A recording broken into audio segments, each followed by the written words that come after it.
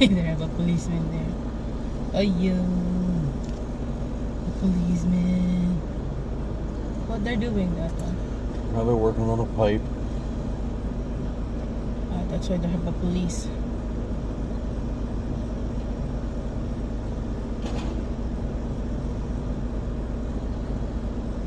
Go, sweetheart. I am.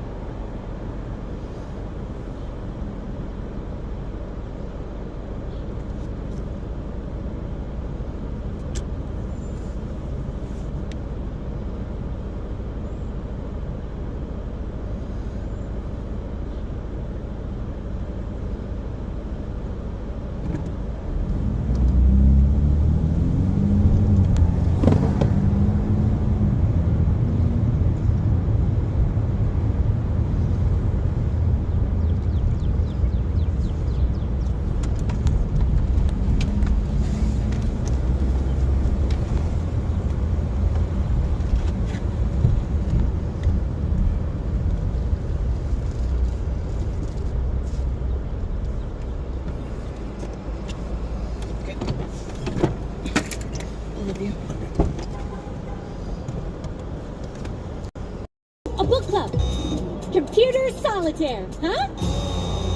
Oh, sorry. We were looking for Chumba Casino. That's right. ChumbaCasino.com has over 100 casino-style games. Join today and play for free for your chance to redeem some serious prizes. ChumbaCasino.com. No purchase necessary. Void where prohibited by law. 18 plus. Terms and conditions apply. See website for details. 106.9. Welcome to Tuesday morning on the Stansbury Show. We're online for you at WRQK.com. And if you missed Monday's program, you can pick that podcast up right there. Today, a little bit like yesterday in the sense that at 9 a.m. I will be passing out that first Rock the Bank $1,000 keyword. We'll do that at 9 a.m. I have the first keyword every weekday morning here on Rock 106.9. I'll get you paid out. That will happen at 9 a.m. Also at 9 a.m. this morning, we will also be giving you New Tour Tuesday. I have new stuff from Billie Eilish. I'm told that this is like a, oh, hold on, I gotta turn that off so you guys don't hear that buzzing. I apologize.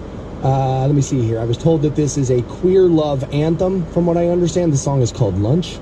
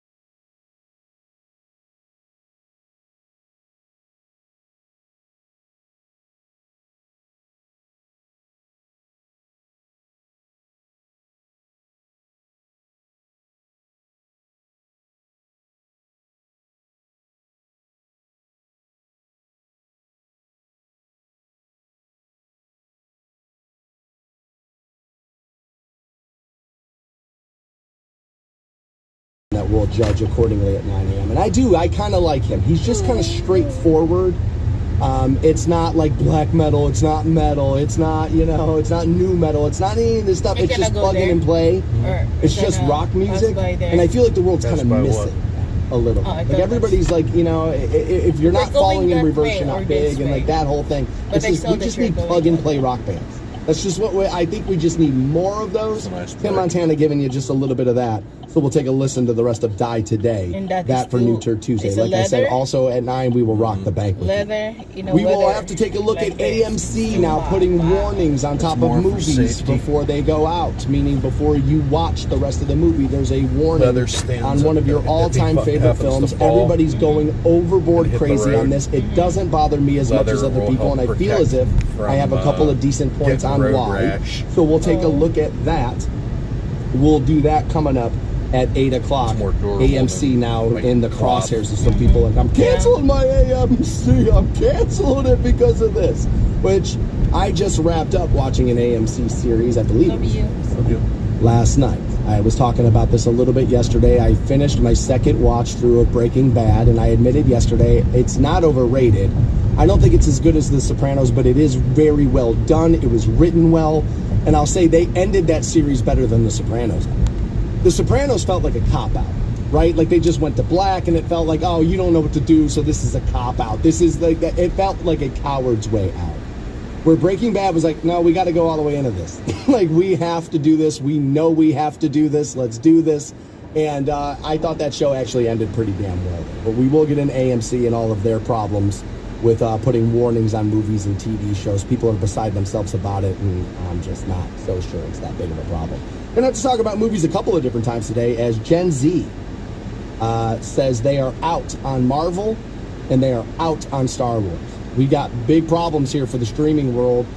Gen Z is abandoning the streaming services that have these products. They don't really care about them. They don't feel as if they connect with them, which is ironic, really, because so much stuff has been done to both of those. I'm going to call Marvel a franchise, which is not really the right term when you start talking about the fact that they have 1,000 franchises underneath the Marvel umbrella. But so much stuff has been done to those pieces of entertainment to try to lure that audience in, and it isn't working at all. And of course it isn't. Of course it isn't. When you're trying to do something, trying to make people pat you on the back, it won't work. If you do something for the right reason, people will be thankful for the thing.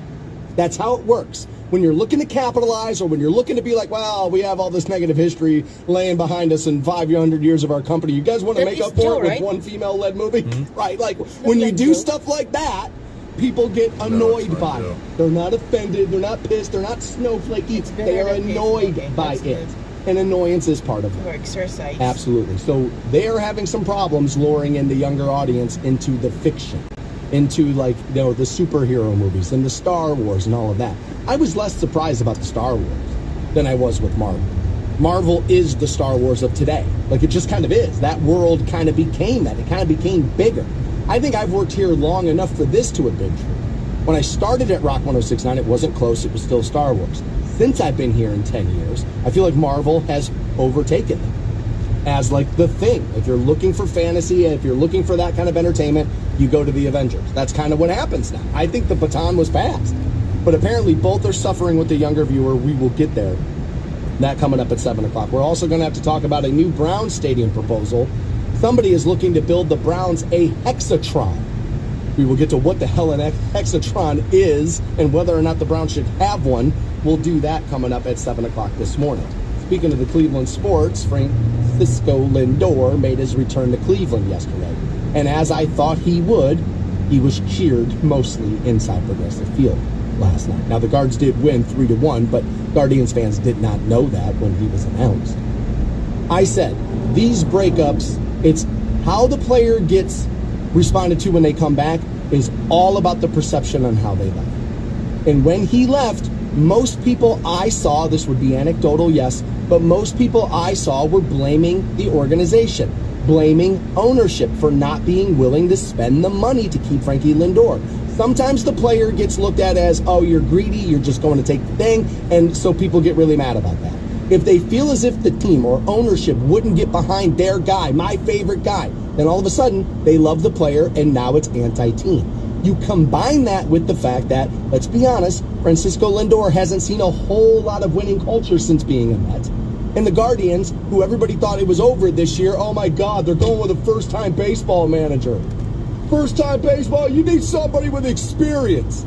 I don't want to start a war at 6:15 in the morning, but we need an outsider to shake this country up. You better have 50 years worth of experience. And it was...